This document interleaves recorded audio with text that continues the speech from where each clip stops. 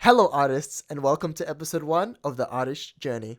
On this episode, I sit down with Evan and Damien, talented VFX artists making waves in the Australian film industry. Today, we talk about finding our passions, the value of networking, and more significant steps in our artist journey. Yeah, no, fantastic. So, how are you all feeling? Good. Yeah, pretty good. It's Yeah. nice and warm in this room. Yeah, that's Quite good. chill. It's warm in South. You're in Adelaide right now. You managed to Yeah, escape us in Melbourne in the midst of all we're going through right yeah, I now. got You out. fleed. You fleed. I'm free. Well, as free as I can be in Australia, I suppose. Mm.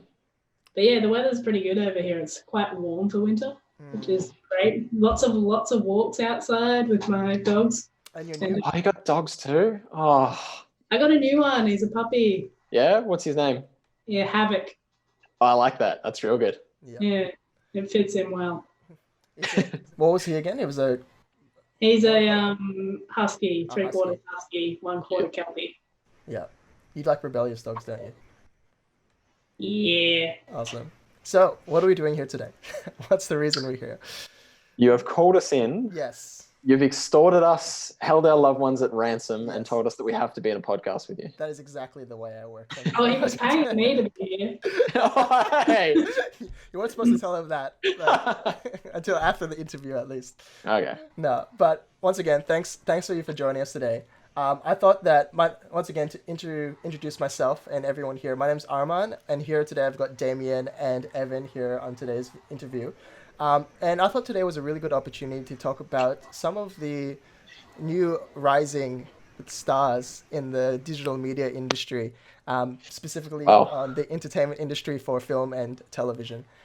So today I thought it was a really cool opportunity to speak to some of the people who are in the entertainment industry and talk about the artist journey. So a lot of you are, I guess you would say, on some kind of spectrum of your artist journey. Whether you're a beginner, whether you're an expert, or whether you're somewhere in the middle, I think this is a really good opportunity to figure out where do we sit in our journey and what do the journeys look like for other people. I think this interview and the interviews to come will be a really awesome opportunity to do some self-discovery and have an opportunity to talk to other people who are also discovering themselves and hopefully benefit the people on this interview as well as benefit those who are listening to discover a little bit more about themselves. It's a chance to reflect and a chance to learn all about the people that we have here today. So awesome. Thanks for joining us today. Yeah, it's good to be here. Professional. Good to be here. Awesome. So I think to start, let's have an opportunity to introduce each of yourselves to all those who are listening. So I reckon we'll start with you, Evan. We'll go through a couple of the questions we have today. And first of all, what are you working on now, or what do you do? I am a VFX artist. I was working at Method until COVID happened. And since Method, I have been working on increasing my skills in the VFX field. But instead of working on film recently, I've been trying to get into the games field. Okay. So I've been learning how to use Unreal and specifically Houdini to Unreal. So creating procedural assets for Unreal. Right now I'm working on a dungeon generator. So I can randomly spawn rooms and corridors and bring Awesome. that into Unreal and then use point clouds to spawn assets into the dungeon, which is cool. It's a tough project, so That's I'm pretty stuck on the spawning assets at the moment. That's pretty cool. So you're taking your Houdini VFX knowledge and turning that into Houdini, I guess, video game applications. Yeah, I'm trying to take the skills I already know and sort of merge them into from film into games. But games have got more restrictions than film because you've got the poly limits and the effects can't be massive because then the game won't run. It's all real time. Awesome. Cool. Thanks for that. So Evan here, we've got a visual effects artist jumping over into the from the film industry into the games industry. So that's exciting to hear. And next up, we've got Damien. Yo, I'm Damien. I'm 25 years old and I like really long walks on the beach. I guess I'm also a visual effects artist. Not that you can do them now. Sorry? Not that you can do the walks. Oh, low blow, Adelaide. I went to the beach the other day. It was great. Okay, so yeah, I know these lovely people through Method because I was also at Method doing rigging. I'm a junior rigger, I guess. I got there through the visual effects internship program. And yeah, post Method, I'm now working for a small studio called Studio Destruna, and we're working on a small series for streaming.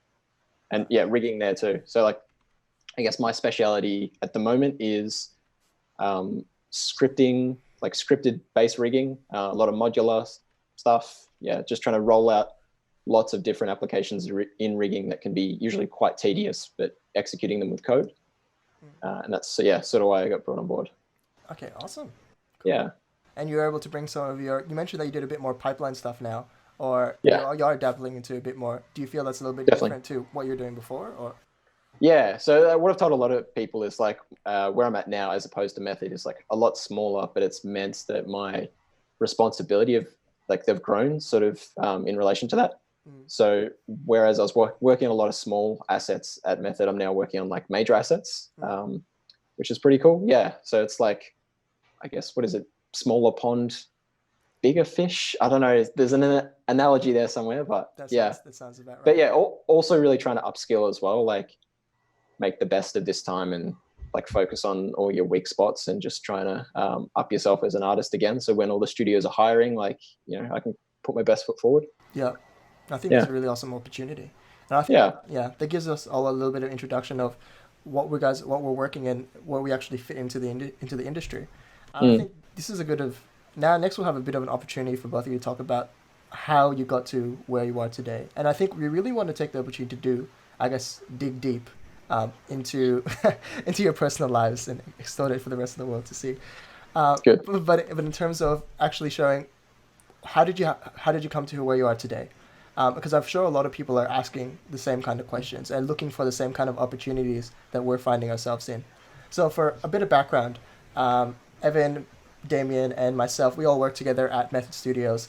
And that was we were all brought on as interns, and that was a really, really awesome opportunity to see a really cool industry, and jump into, you know, things that we've previously not been before, working on big feature films, and as well as working in a much larger team than we would have ever had, until all of us, I guess, jumped our separate ways. A lot of, the pandemic was just rolling in, and a lot of big changes had to happen into our lives. But as you can see, that really hasn't stopped our journeys at all. You know, all of us are jumping into a different, jumping for the next opportunity, and really rolling into the next thing that comes our way. So, jumping back to before now, what's one significant moment that you feel brought you to where you are today? And one thing, we'll start with Evan. I thought we'll switch. We'll go the same. Maybe we'll switch it up next time. Okay, sure. Significant moment. Okay. I think the moment that was the biggest for me was a CG Futures event. It was my first CG Futures event, and I was just finishing university when I was doing my Bachelor of Animation. And at this event, I was like, oh my God, how am I going to get a job? I'm just about to finish. I have no idea what the next step is. And there I met Anna Hodge, who works at Rising Sun in Adelaide. Yeah, Adelaide. Yeah. And she told me about the program that Rising Sun were running, the graduate certificate in dynamic effects and lighting, and also they did one in comp and wrote on comp. And it was then that I learned about the next lot of education I can get that would probably lead to a job. I didn't feel ready from the Bachelor to get a job. I didn't feel like I had the skills. So this course was like my real great. I don't know what to say. No, I felt the same way about coming out of my degree, about they sort of push you over the line, but there's it's so obscure, like what the inside of an actual studio looks like, even up until the point where you finish your degree, where there doesn't feel like there's a clear like pathway from like the end of your degree into a studio. Do you know what I mean? Yeah, they just give you the I certificate, know exactly how you feel. push you out there, and like you have no idea how to apply for jobs or what you need to apply for the jobs. It was sort of hammered into me as well, just like how few people would get jobs as well. So it was just like, it was kind of a bit of a downer for me, if I'm being honest. But yeah, I know. Yeah, did anyone from like your like course get jobs straight away? Like we had one person out of like 40 get a job. Yeah, right. Well, I don't know if it was straight away, but Tom got into method like pretty darn quickly after Swinburne. I think he was in contact with them beforehand, like he'd sent him a reel, but the whole thing was everyone I know that's done well in terms of getting a job or moving into the industry in some form has been super proactive about it, even from the point of like pre-graduation. It's like already looking for pathways, like not waiting for something to fall in your lap. I think that's the key a little bit. It's just like you really have to push for it, like more than, some other jobs, I suppose. Yeah, I found that networking is really big in this industry. Annoyingly, yes. Yeah. Yes, all of us are extroverts. Yeah, exactly. Introverts. Oh my God. No. All of us introverts don't want to network at all, but it's huge. And just getting your face out there to recruiters, and then they'll see your application later and they'll like put 2 and 2 together, you're more likely to get hired. No, that makes a lot of sense. Let's talk a little bit about that CG Futures event you mentioned. So I was curious to know how long about was a gap? Like, did you attend that CG Futures event during your university, or that was shortly after you graduated? I think I was graduating the month that CG Futures was happening. Okay, so pretty close. So for both of you, because I also have, like, I'll definitely mirror your sentiments in terms of the separation between university and actual studio life. Did you spend a lot of time between graduating and between your next opportunity to actually find that out, or were you jumping out of uni knowing that, okay, I needed to do something more, I needed to actually put myself ahead in a different way?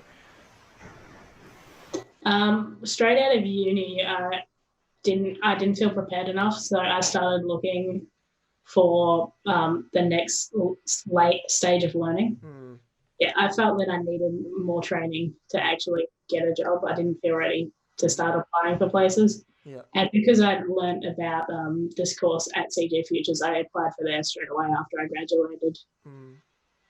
So I think it's about 6 months of wait in between before I started that course as well. And you feel that was a pretty significant moment because you were actually taught about this new opportunity, or you were actually shown about, you actually told about the program, and that set you off into a completely different path to what you otherwise would have known. Is that right?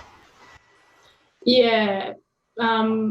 Because I met the person who organizes it and runs it, it gave me more insight to the program, and I may have eventually found it, but I found that because I'd met the person who ran it, I was much more aware of what the course involved and who was teaching it and all the content that was being taught there. It was being taught by industry professionals that were working on movies at the same time that they were teaching us, so everything was fresh. What was in production while you were there? God, I know Spider-Man was like right near the end of it. Like Homecoming? Yeah. Yep. What movies did we see? Like, we saw a couple of movies while we were there because they'd just worked on it. I can't remember. That's okay. Sorry. Well, that's really interesting. No, that's really good to hear. That's really cool to hear that you found that jumping out of uni, it just wasn't enough, and you really needed to, and that jumping onto that next opportunity at the Rising Sun Picture School or doing more advanced education really, brought you to where you are today. But that's awesome. All right, Damien, we'll jump over to you. Yeah, to do a little bit. Please do. Sure. What's something you felt that was a significant part or significant reason to what you're doing today? Well, annoyingly, Evan stole my part.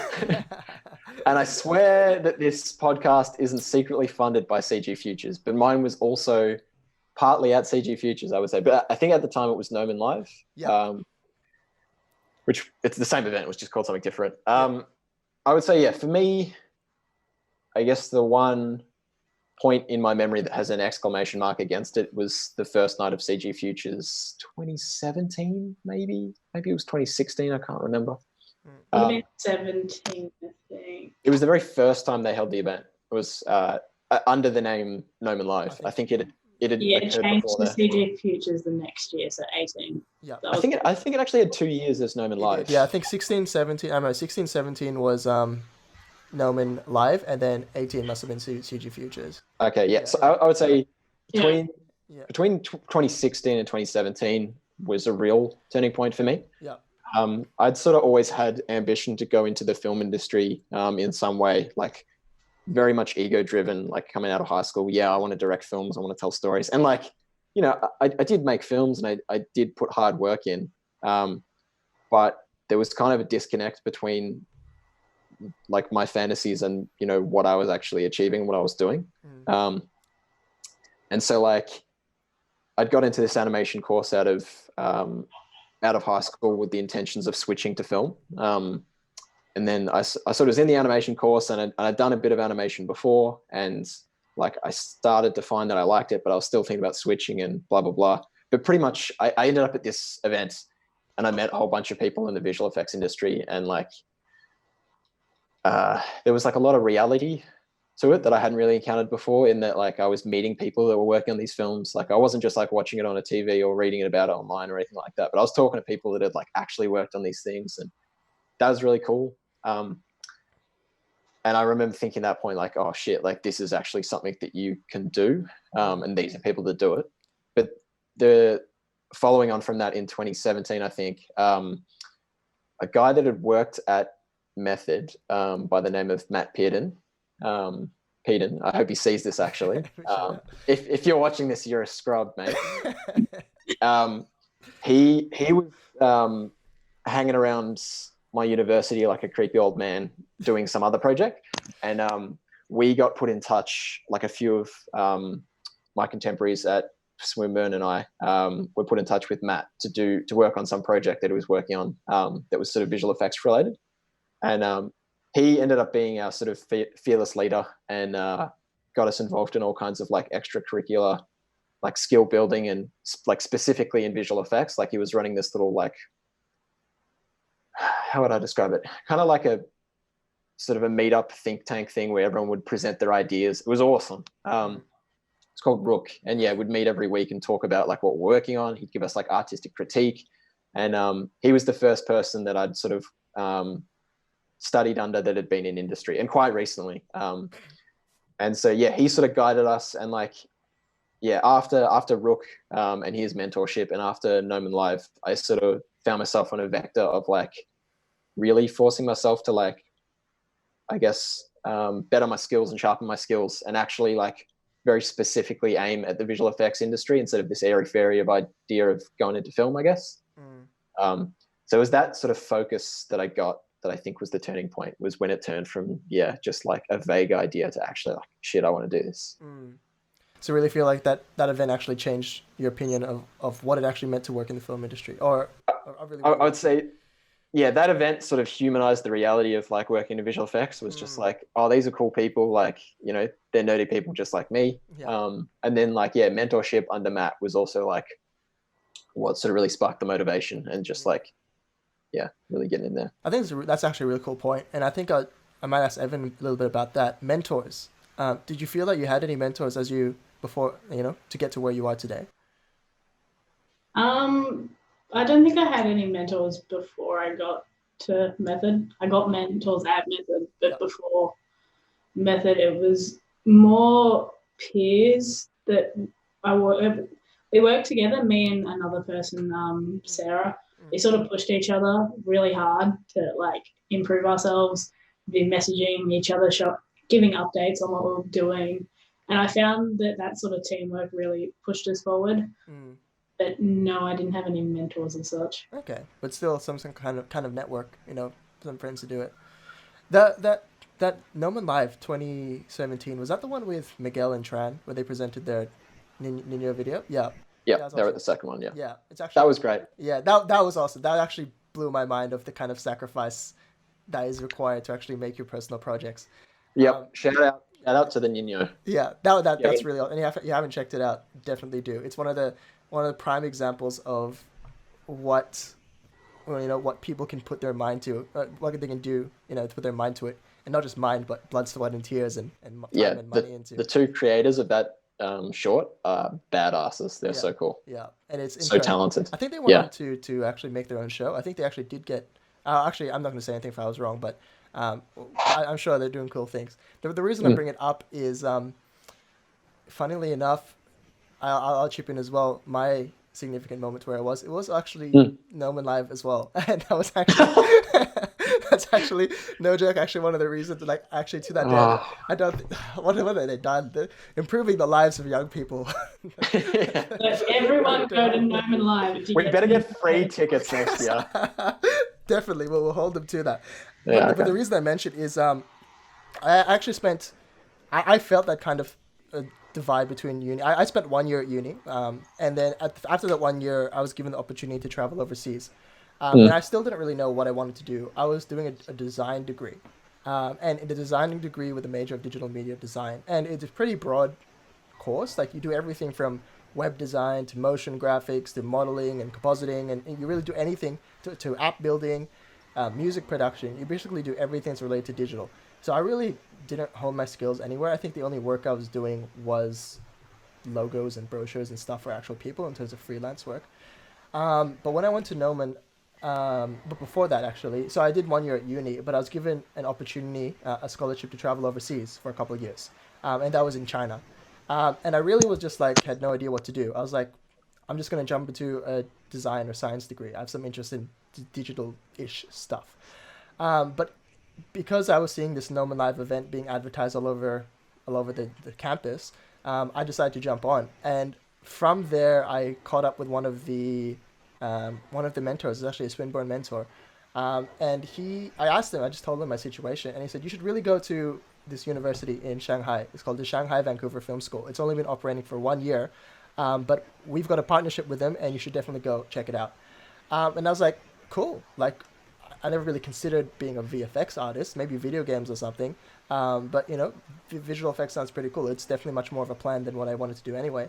But yeah, directly from that, I went over to China. I studied for a year, doing visual effects, intense visual effects, and I think that's probably worth mentioning. How at university they kind of give you skills, but it doesn't simulate that studio environment. Mm. There is some good effort to do that these days, and I will say that there not to I am seeing some mentors, especially, and I'll mention him, James Barrett. He's an awesome guy. Yeah, James is cool. yeah, James is absolutely awesome. And when we had him at Swinburne, he really honed us in on like the quality. He had held such high standards for us, and he was just like, we're expecting like production material from you, and he really pushed us to get to that level. So that was really awesome. So there is some good work being done in universities, but the university structure still wasn't there. But when I jumped even to Shanghai Vancouver Film School, this was intense. Like they gave you your own space. It was like a class of like 12 people, that dropped down to like 8 because it was too intense for some people. Then you were there for like 10 hours a day, and that was like minimum, and you were there more because you'd have to actually be doing your homework and assignments, evening Mm. classes, and weekends. It was absolutely intense. Um, and they really had a very studio environment workflow, as in this is project one, this is project two, we're going to go through the whole VFX pipeline and throw in some modules to like help you out there. And from that, that really pretty much set me up for you for what happened next, which I guess we can talk about that a little more, in Sure. future conversations.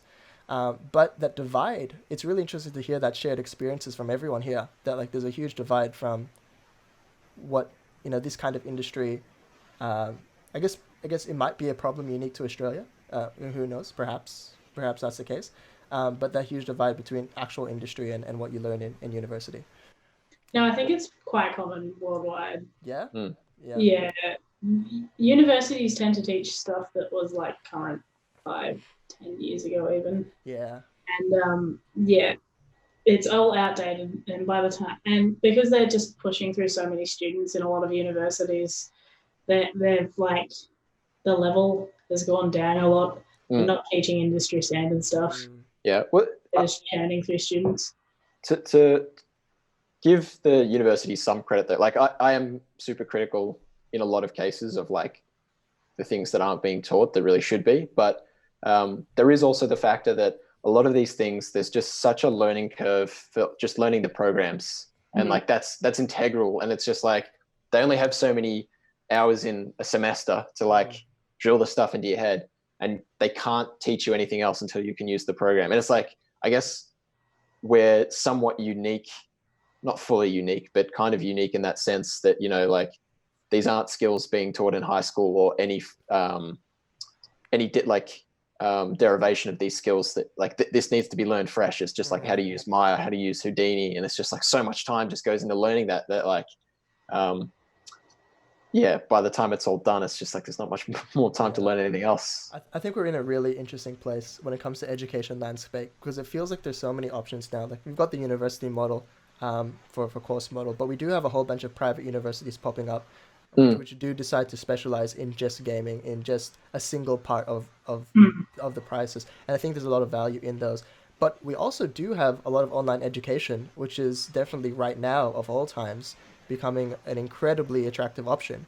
And not only that, is pretty much every single major software is now available for free as an education license or a limited version or has some kind of indie version. I used to tell people, like, you've got no excuse. The only excuse you have is for ZBrush, because ZBrush doesn't have an option. But ZBrush just announced that they have a new, they announced ZBrush Core, which is a much cheaper version, and they actually even announced a new free version of ZBrush for, you know, anyone to learn it and do their hand super. So really, we're in an environment where you can self-learn, you can go to a private university, you can learn online. So I'd really be interested to hear some perspectives of other people who have explored other avenues of education and how that has worked for them. You know, here we have a really good spread of people who have gone to uni or jumped to other education. But that would be really cool to know. I reckon we'll jump over. That was a really good conversation. I reckon we'll jump over. Thanks. Yeah. I reckon we'll jump over to the next topic we want to talk about it. But we actually did touch on it a little bit, so it's not much of a jump. But I really want to focus on an inflection point where everything changed for you. And I don't want this to be specifically visual effects focused, because we did have a talk about that, and, you know, significant moments in our life tend to be inflection points, really.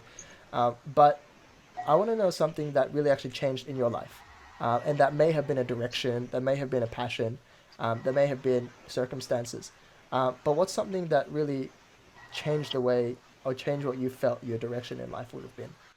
We'll start with Damien this time. You know, have a good chance. Okay.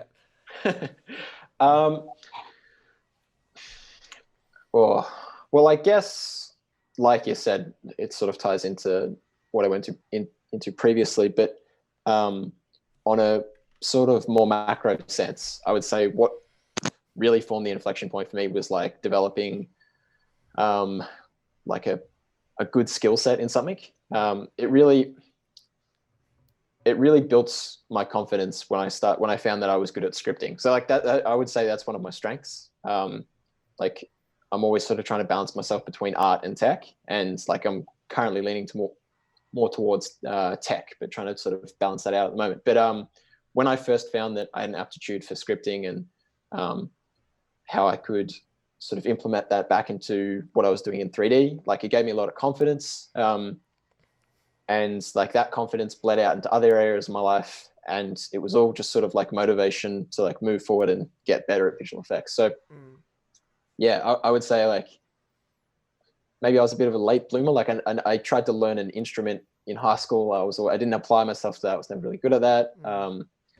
Like I was one of many kids who are told they're smart so many times that they believe it themselves without actually putting effort in being smart. And that like really dawned on me in VCE when, like, you know, I just wasn't putting the effort in and just got like quite a shit mark. And it was like a real big sort of knock on the door, like telling me like, you know, you're actually not as smart as you think you are. And that was a low point. It was like all through high school, I was telling myself I was quite intelligent, and, you know, that I was making excuses for being lazy. And yeah, from that was why I couldn't get into the film course, and I got to the animation course to get to the film course. So I guess it all tied in together. But yeah, it was when I developed a skill set in coding that I built that confidence back up again. And it was like, I'm still telling myself that I'm smart, but I like to think that it's less ego driven now and more driven by like me actually trying to improve my skills and earnestly, be better, I guess. Yeah. That's a pretty good relationship with skills. How did you feel when you, I guess, weren't rejected from that course you initially wanted to? Well, it wasn't a specific, it was just like a shotgun approach of all the film courses. And it was kind of tied into the vague ideas I had of going into the film industry, like this idealized plan of my life. I'm going to be this famous film director. Really not things I should have been thinking about. You know, I would have been like 18 at the time, really like, that's not the way my life was going, or like, I wasn't putting in the effort to live that sort of life. So I really should have realized going to BCE that I should have been, I don't know, either working harder or setting more realistic expectations. But yeah, it made me feel pretty shit. And it was like I said, it was a wake up call to like, I wasn't putting in the effort, and it was reality meeting the expectations that I'd set for myself, which was pretty harsh. Okay. But do you still hold on to, because for, I guess, at that time, you'd feel that those expectations were crazy. But now that you're in the position you are now, do you feel like you can take back some of those ideas or some back of those sentiments you had?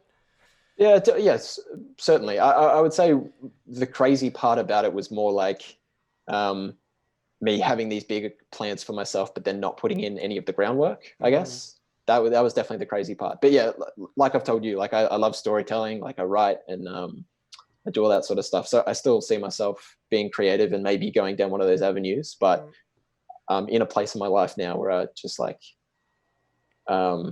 would force myself to start putting in the groundwork and putting in the effort before I actually, started fantasizing about where those plans might take me. Nice. So do you feel like you've gotten a lot better? Do you feel like you do put in the hard work all the time and you're a hardworking boy? Well, yes. I'm not perfect, but compared to what I was, I'm way better. Like, I have a lot of enjoyment in my work now. And like my girlfriend will tell you, like, it's annoying how much time I put into this stuff. Cause like, I genuinely do love it. Like, I was lucky that my parents really supported me going into the creative industries, partly because my dad hated his job as an accountant and he saw me enjoying something, that I could potentially do as a career. And he really pushed me in that direction. So yeah, like I love what I do. So I do it a lot. No, that's really awesome to hear. There's a really big transformation between, how you used to be, just shooting in all directions to actually focusing. Evan, yeah. How do you feel, Evan? What was something about How do I feel about what? How do you feel about everything? just in general. Just tell us There was a lot of similar things between both of us, I think. Like, I always thought I was smart in high school and I just never studied for tests. And in VCE, I got like shit scores and I didn't get into what I wanted to get into either. And yeah, it sort of hurt. I realized that I actually had to put in effort. And yeah, it was weird. But inflection points, that's a sort of a tough one. Like, I think my a inflection point was sort of during my uni course. Our uni course, it was a Bachelor of Animation, but it was sort of like a broad thing. We learned all aspects of the film department. Like, we learned how to write scripts. We learned how to 2D animate. We learned how to build models, to texture models, to rig them, to make effects, to comp stuff together, to light it, the whole film department, the whole pipeline. That's the word. Yeah, we learned the whole pipeline in that course. And I was going through the motions and nothing really sort of jumped out at me. And I think the one thing that did was effects. And I sort of realized that at the time it was the problems. I couldn't get it to work. Like everything else sort of worked. Like you had to work like harder at it to make it look better. But like I could model something to what sort of resembled it. But like with the effects, I had problems. and I couldn't solve those problems, and it annoyed the hell out of me. And what I found, I like put a lot of effort into solving these problems to make the effect work. So I found a love for problem solving and effects. Like a lot of this industry is problem solving, like scripting. Definitely. Yeah. I'm doing a lot more scripting now though when I'm doing great game stuff. We'll talk about that later. Yeah. I can't wait to hear about it. But yeah, my inflection point was I found a love for solving problems. Cool. And that drew me to a love for effects to solve those problems that I came across building effects. That's really interesting. Like, both of you, by the sounds of it, you just were finding the love for something, and you know, it was just took trying a few different things to actually get to it, to find to what you love. Oh, what's really interesting, you both talked about, you know, working hard and actually like putting in the effort. And there is that saying as well that, you know, art or it is, you know, 10% inspiration, 90% perspiration. It really is just, you know, problem solving. You need to actually grunt to actually get it finished. But it makes me think of something. I remember there was one time back when I was doing one of my courses at uni. We were all cramming for the final thing. We need to make a 3D model character, and it was myself and my friend. We were sitting in the lab. It must have been 1 a.m. or 2 a.m. in the morning, and we were both exhausted, and we were just looking absolutely terrible. And we just said to each other, you know, like, what are we doing? This is actually so hard. And then he said, but you know what? I really wouldn't rather be doing anything else than actually doing this. You know, despite how hard it is, despite how, you know, how much time you actually need and attention to detail to get the result you want, you really enjoy it. Like, and I don't know what about it is. It is like maybe we're all masochists, but definitely everyone that. in the VFX industry is. But it's just that it's not even sometimes the final result. Maybe like sometimes final result is like nothing what you expected, but the whole process and actually the things that you learned from it, you're like, that was still a pretty rewarding experience. Yeah. If you've been in the studio environment at like 3 a.m. waiting for that render, like, you know the feel. Yeah, definitely. I think it's the satisfaction of finally like solving it.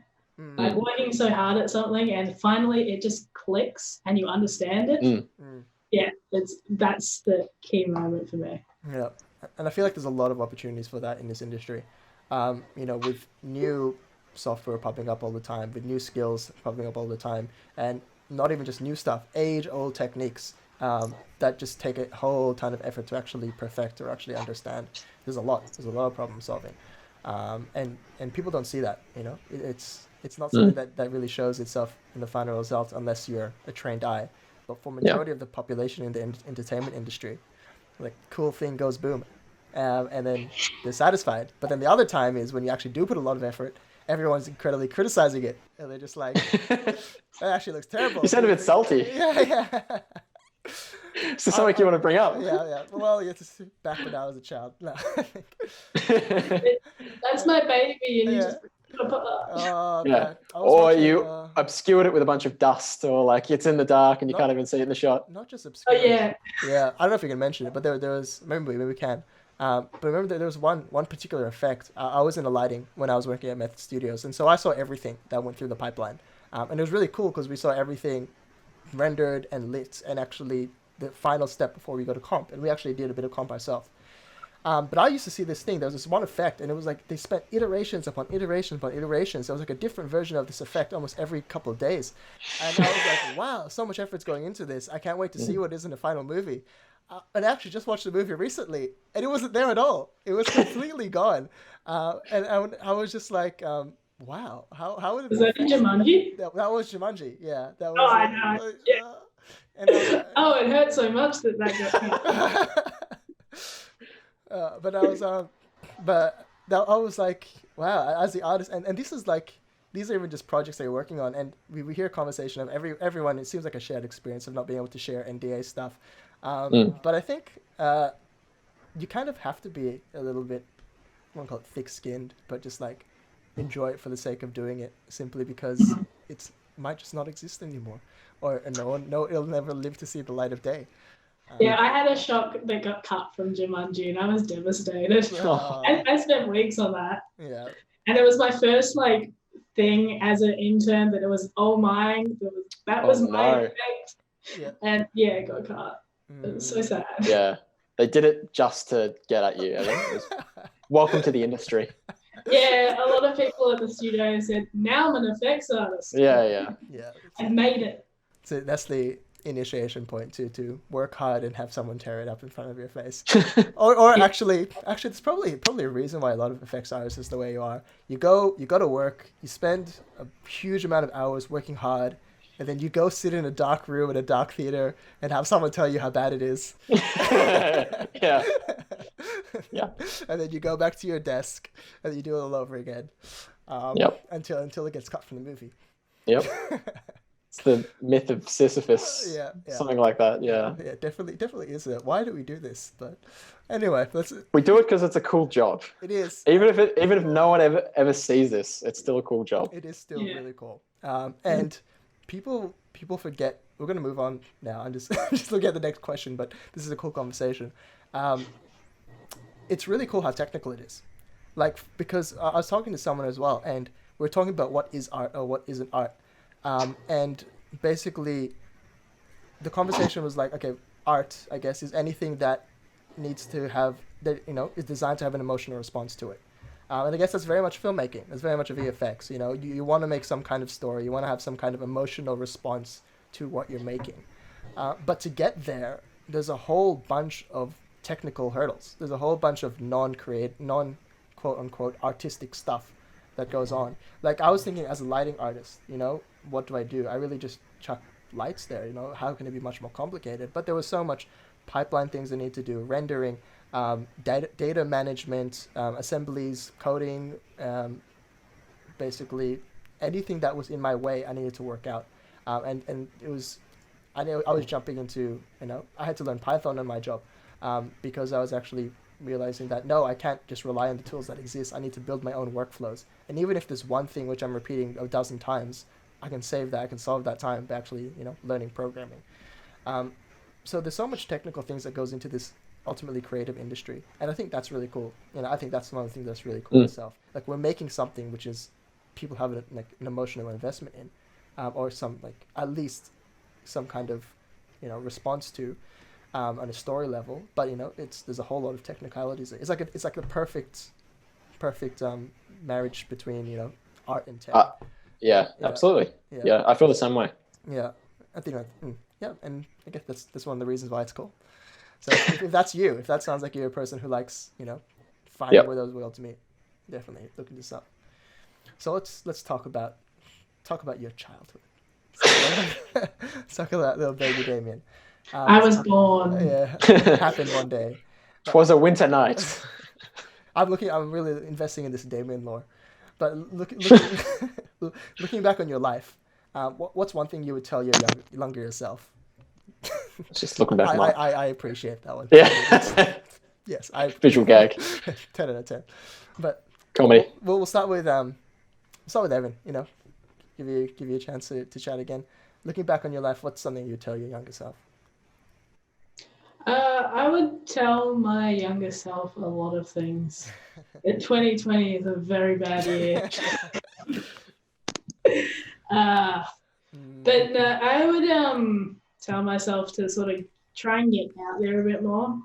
Like, it's so nerve-wracking to go to events and to meet people in the industry, but it is one of the best experiences you can have.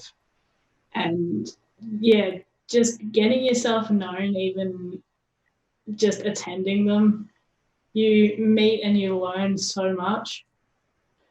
And yeah, it is super scary, especially for a lot of us. We like to sit behind the computer and never leave.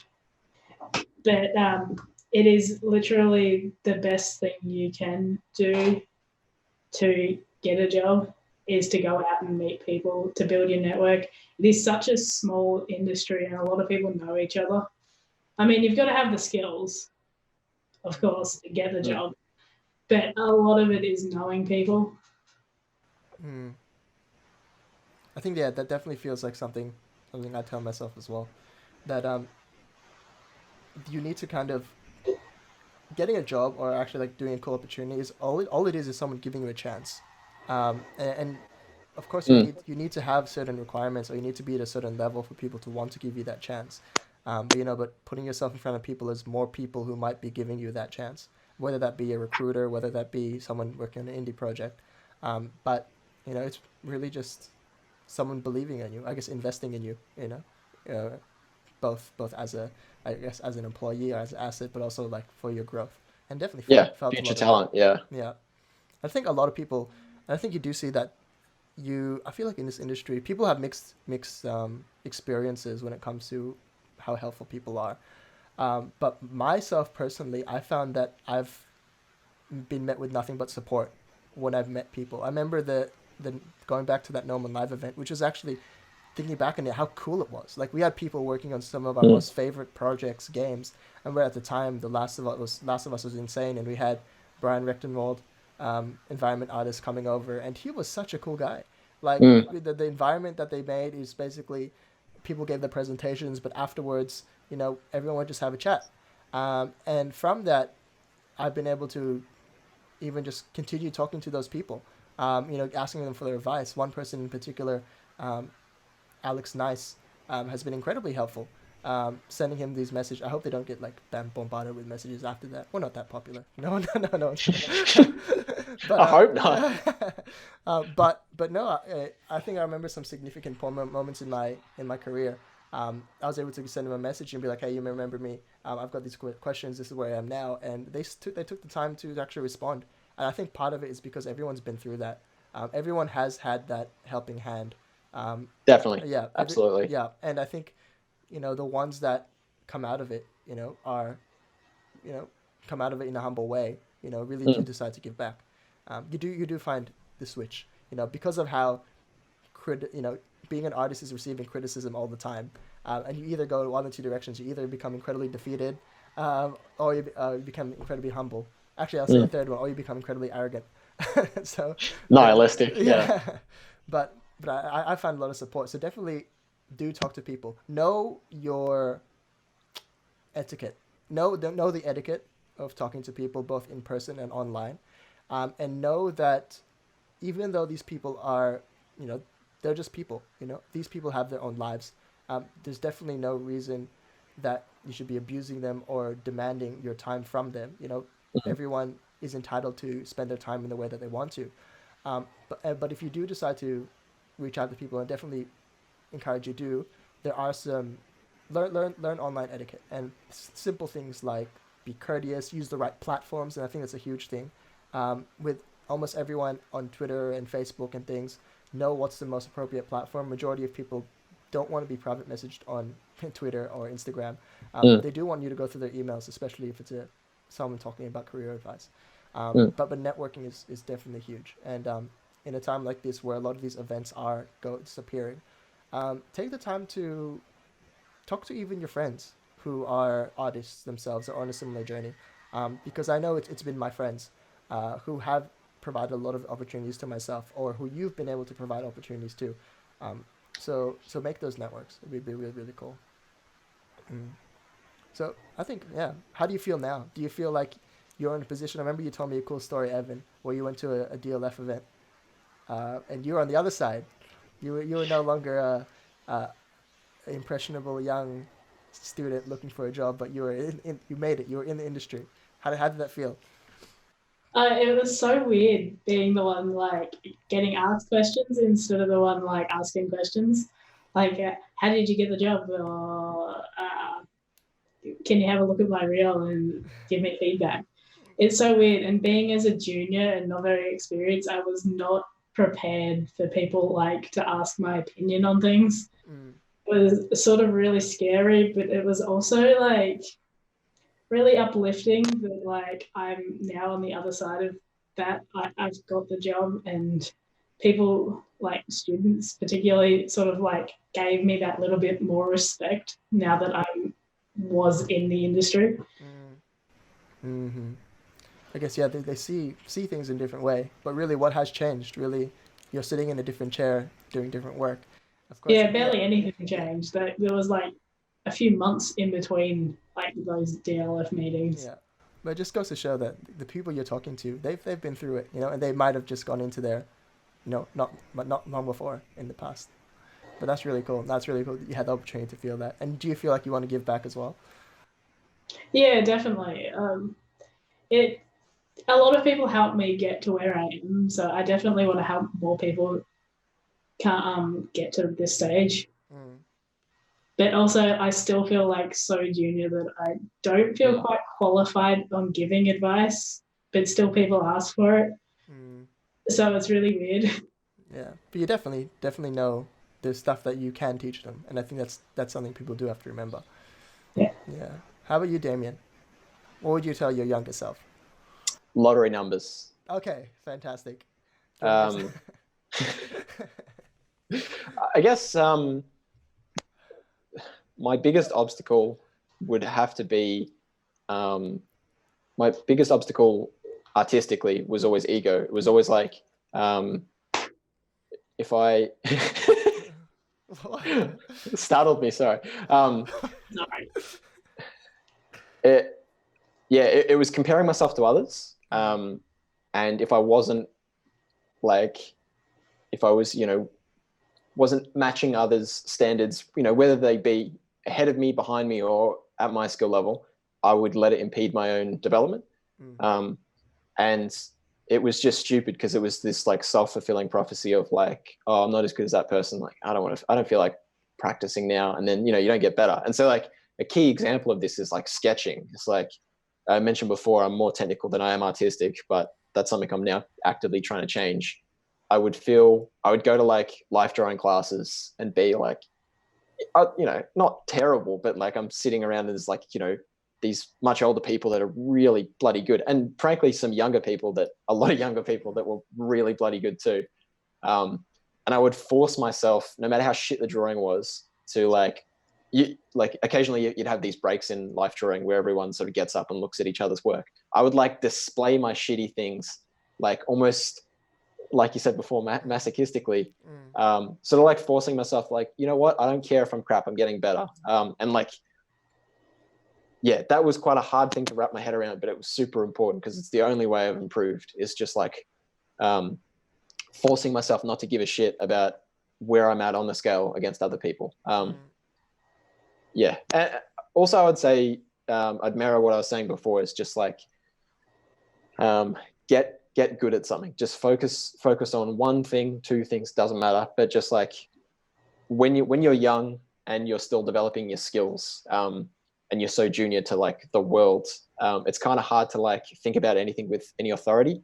And it doesn't matter if it's just like artistically related, or like it could be something completely different. I don't know, like you could be really good at bird watching and know like a shitload about birds or something like that. But the confidence I gained by having some sort of authority in a field, like stretched out and helped with other aspects of my life, I guess. So like, I think it's like good for young people to like play an instrument, like learn a language, just like focus on like one thing and gain some like control and authority over it, because it's helpful. Yeah. That's really awesome. That's actually a really, really cool thing to hear. I was really interested, like, what kind of things would stop you, or like as a kid or even now, that kind of stopped you doing those things, picking up those things to learn, or getting in control of your ego? I guess like art, this is going to sound really like pretentious, but like art can kind of take a lot out of you, because it's not something like you can sit down and methodically do. Like it expends like some nebulous form of energy. Now that sounded pretentious, what I just said, but I still stand by it. It's just like, it's like you sit down and maybe you're practicing drawing hands for a day. Like you can force yourself to draw a hand. You can rate that with some, what's the word?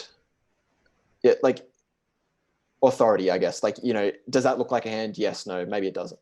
But you sit down and you think, okay, I'm just going to draw whatever pops into my imagination. Like that takes effort to be like creative and stuff like that. And if I'm like working against myself and comparing myself to others, like God forbid you go on ArtStation and look at the front page of ArtStation, and you're like, oh, what the hell? Like, yeah, you see great stuff like that, and suddenly like the well of creativity in your head just like goes completely dry. It's just like, so yeah, for me, it was just like trying to like put blinders on myself and just like only worry about what I can do and what I'm capable of and like moving forward. And it like does not matter at all where I am currently in my skill set. It's just like where I'm going. Yeah, I think that's awesome, and I think that's a huge thing. Actually, focusing on getting better, regardless of what sport you're. No one's born, where they are. Everyone needs to put some kind of work to get to where they are. And I'll add on to that as well, in the sense that be around people who want to see you get better. And I think that's a good thing as well. An example from industry is when we do have our reviews and dailies, and we sit in a room and people are criticizing us and telling us that everything we've done needs to change. We know that they want it to be better. They're not doing it for the sake of actually, just tearing us apart.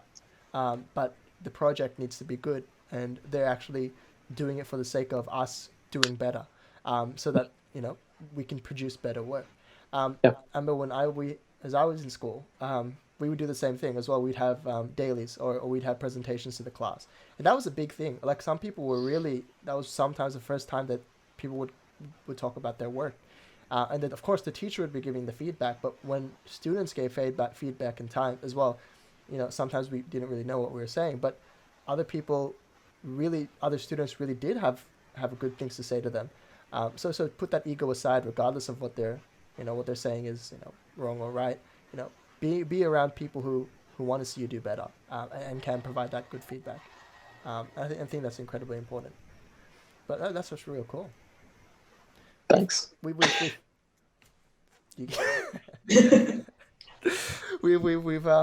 the end of the questions, and in terms of time, we probably are reaching the time that we set for ourselves. So in terms of closing it off, was there anything you wanted to say? Any final words in terms of takeaways from this conversation you learned, or just something that you could tell? Took away from this conversation, or just want to tell anything, final notes before we jump off? Well, I guess on the overarching theme of like artistic journey, I would say like I see myself very much at the beginning of it.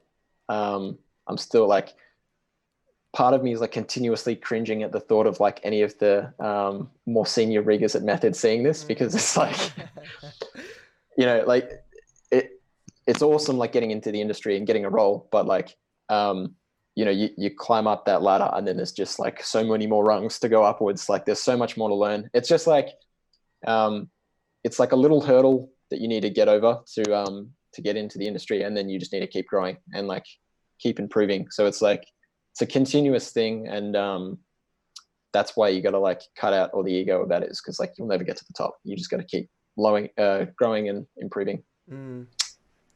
That's right. Aiming for the horizon, just knowing you're not going to get there. Just jump, push, get somewhere. Just keep learning anything that you can. Mm-hmm. It doesn't matter what it is. Yeah. Just keep learning. Yeah.